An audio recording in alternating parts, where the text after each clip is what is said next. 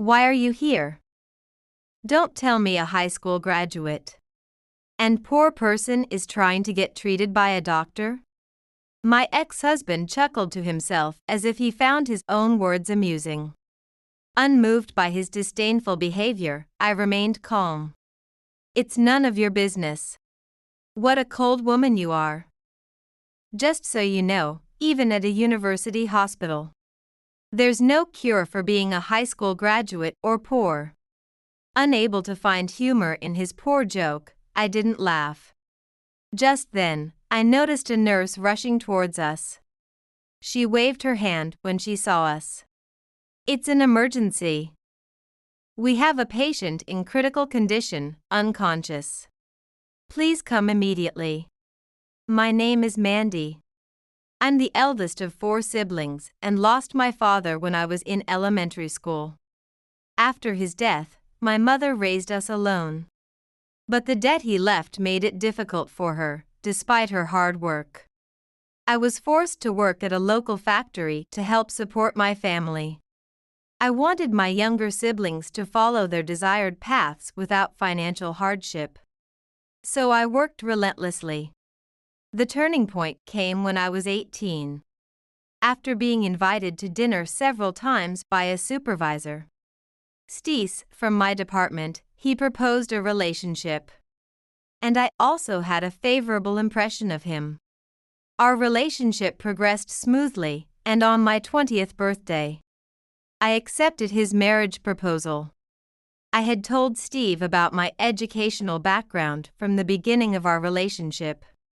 But he always said, education doesn't matter when you love someone, and strived to treat me as an equal. Although he was older, he never acted superior and always respected me. However, that was only a temporary dream. Over time, Steve increasingly looked down on me. Hey, show some gratitude. Who do you think is making it possible for you to live like this? His disgruntled voice made me tense up. After our marriage, at his strong insistence, I quit the factory to become a full-time housewife. I had planned to continue working even after marriage, but he wanted me to stay home, preparing meals and keeping the house clean every day. I was worried about reducing the amount I could send to my mother. But I couldn't bring myself to resist, so I quit my job. Yet, Steve looked down on me as an unemployed who didn't work and only cost money. Steve, I want to work too. He scoffed at my feeble attempt at protest. Few companies would hire a high school graduate. Just obey me and keep quiet doing the housework. His cold voice echoed. Quitting my job as he demanded was a mistake. The allowance he gave me was gradually decreasing. If I said I needed more money, he would surely blame my management skills. Knowing this, I couldn't speak up and covered the shortfall with my own savings. While watching my husband drink idly in the evening, I thought vaguely about divorce. Fortunately, I'm still young. If I divorced Steve, I could still have children with someone else. He probably doesn't know how much I'm suffering. He must think I'm a stupid woman who doesn't listen to him. Slowly feeling my heart growing cold, I pondered without being able to take any action. As I watched my savings dwindle and endured Steve's contemptuous behavior and our poor marital relationship, I realized this couldn't continue. I repeatedly tried to discuss things with him, but each time, he avoided conversation with excuses like being tired from work or having plans to go out. Eventually, he even started saying, I don't even want to talk to someone with such a low education. I had reached my limit. After finishing dinner and putting things away, I took out the divorce papers hidden in a drawer. My section was already filled out. All that was left was to bring up divorce to him. Moistening my dried lips, I summoned the courage to speak to him as he watched TV. Steve, I have something important to discuss. Hearing my tense voice, Steve turned around lazily. Holding out the thin piece of paper, I faced him directly. I want a divorce. Steve's eyebrows twitched. I braced myself for yelling. However, contrary to my expectation, no shout came. Cautiously checking his reaction, Steve quietly clenched his fists, his face turning red with anger. Yet, he didn't approach me. Perhaps thinking that doing anything more would mean defeat. Trying desperately to control his swirling anger. After a long silence, he growled in a low voice. A high school graduate like you. His fists trembled more intensely, his angry gaze piercing me. His cold look was chilling, and I instinctively stepped back. Do you really think you, a high school graduate, can defy me? You don't have any right to initiate a divorce. My husband's voice was loud and intimidating as he vented his anger. Still, I couldn't back down. I had suffered enough at his hands. Holding back the urge to cry, I glared back at him. Perhaps surprised by my unexpected strength, he momentarily looked taken aback. Clutching the divorce papers in one hand, I raised my smartphone towards him. On the screen were messages between him and a female subordinate, which was clear evidence of his affair. While you can't even provide me with enough for basic living expenses, it seems you've been quite generous to her. If you don't need me anymore, then let's get a divorce and set me free. For the first time, my husband was at a loss for words. He apparently didn't know I had evidence of his affair. He must have been overly confident that I would never find out. After a while, unable to find an excuse, and realizing he couldn't talk his way out of it, he laughed defiantly. It's exhausting to live with a stupid woman. I need a break.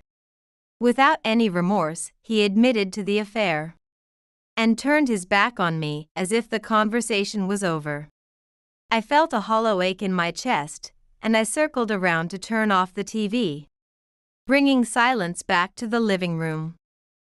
His sullen face turned towards me. I steadied my trembling legs and presented the divorce papers to him again. All I'm asking is for you to sign this. Please. I couldn't understand why he was so reluctant to divorce. He looked down on me, saying he was tired of living with me and cheated with another woman, yet he clung to this marriage. If he insisted I had no right to ask for a divorce, I was willing to let him initiate it. Public perception and pride didn't matter to me if it meant getting away from him. If you really want a divorce that badly, he said with a sigh as he reached for the divorce papers, then return all the living expenses I've paid you. If you can do that, I might agree to the divorce. That's impossible. Can't do it, huh? Well, that makes sense since you're a jobless and high school graduate. He chuckled deeply, finding something amusing in his own cruelty.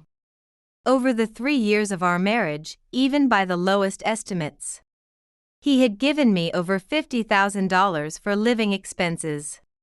Although I hadn't received much lately, it was still a substantial amount that my savings couldn't cover. Almost all of it went to rent and groceries, and I had little to no discretionary money. Despite my best efforts to save, I often had to dip into my own savings to make ends meet. I couldn't accept his absurd demand, and I felt darkness closing in. He seemed to enjoy laying these impossible conditions on me, watching me struggle. Then, a small flame of resolve lit up within me. I wanted to prove him wrong. My determination solidified. I'll pay it all back, I declared firmly, meeting his gaze. He half smiled, clearly thinking I couldn't possibly manage it. But that was exactly why I had to do it. Can I have some time, though? And I'd like to settle the divorce first. You wouldn't want to keep living with a woman who might take your assets, right? He seemed uncertain of my intentions for a moment, but then hastily signed the divorce papers without much thought and handed them back to me. It's just an empty promise you can't keep. Don't spread this around. It would ruin my reputation. With those selfish words, our marriage abruptly came to an end. But I felt no despair. I was fortunate to be only 23 years old. As long as you're young, you can do anything, my mother always said. I quickly packed my bags and left the house without a second glance at my husband. Dragging my suitcase, I boarded an express bus home.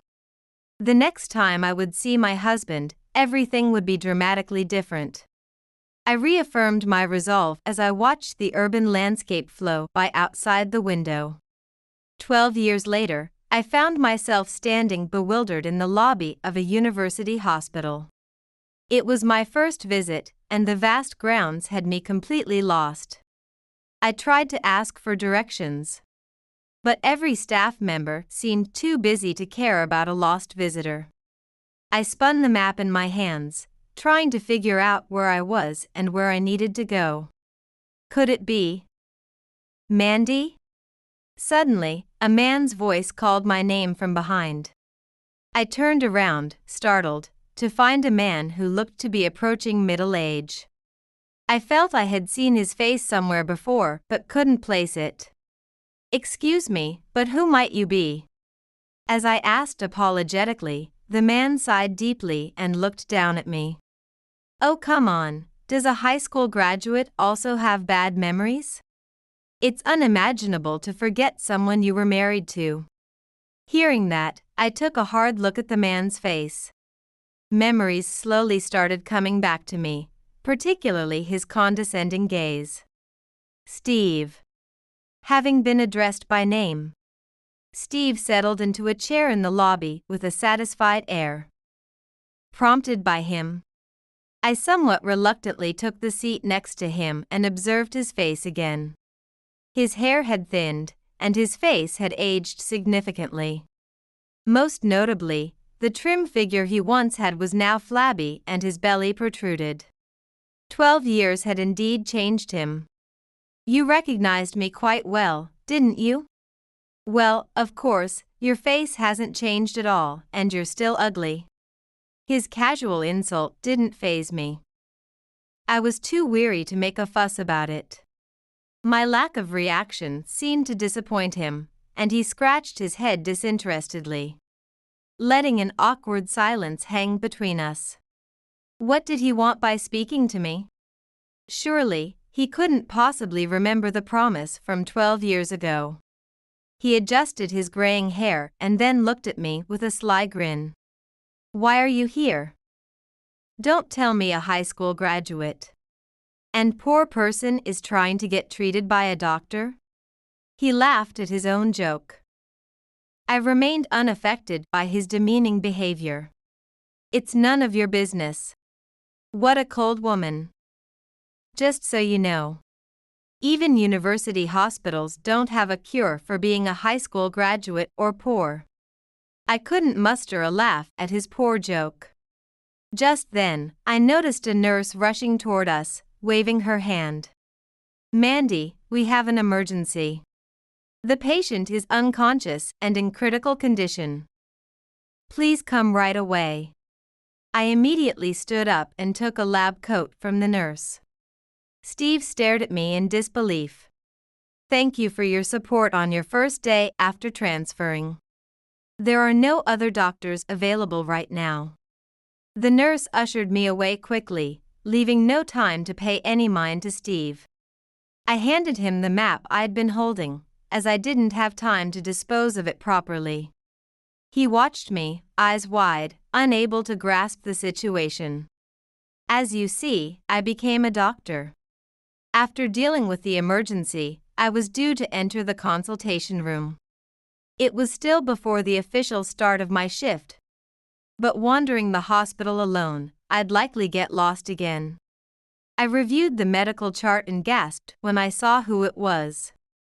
Steve, too, widened his eyes in disbelief upon seeing me in the examination room. According to the chart, Steve was suffering from a heart condition and had been referred to the university hospital. I immediately composed myself and returned to my duties. Steve, seemingly dissatisfied, did not attempt to hide his sour expression. "Any questions before you leave?" I asked routinely. "How did a high school graduate become a doctor?" he muttered under his breath. The nurse behind me looked at him with a puzzled expression. I hesitated for a moment before responding. "My father was a doctor. It's not that I was not intelligent enough to attend university." I remembered my father vaguely. He was always busy with work, rarely home, and squandered most of what he earned on alcohol and hostess clubs, even accruing debts. Yet, I was grateful for his passion for education, without which I would not have become a doctor. I had always believed, since I was aware, that I would be a doctor like him. I never struggled academically through elementary and middle school, even in high school, and my mother was always pleased, confident I could become a doctor. After my father passed away, I had to start working. But I continued to study diligently, and eventually applied to medical school. "But you couldn't have afforded university." My mother saved all the money I sent home. "There was also a scholarship program." "A scholarship?" "You." His demeaning tone almost got to me. But I quickly regained my composure and glanced at his worn-out face. "You always underestimated me as a stupid high school graduate. But you just never noticed." His face contorted with displeasure as he glared at me. A nurse whispered from behind that it was almost time. I put away the chart and prepared to call the next patient. Then, as if remembering something, I looked back at him. "Oh, as for the living expenses you wanted me to repay, I can pay them back now, and double the amount. I earn more than you do now." His face flushed a deep red. I had chosen my words carefully to crush his excessive pride. Although his anger visibly bubbled, he managed only to stand up. With a loud noise in the examination room, which was a public space visited by other staff. "What is this, a quack doctor? I'll file a complaint against this hospital." With that disjointed parting shot, he stormed out of the examination room. Left alone, I exhaled deeply, releasing the fatigue. Despite the weariness, I felt oddly refreshed. Eventually, Steve chose to seek treatment at another hospital. But he was advised there as well to return to the university hospital where I worked. When he came back, he looked uncomfortable.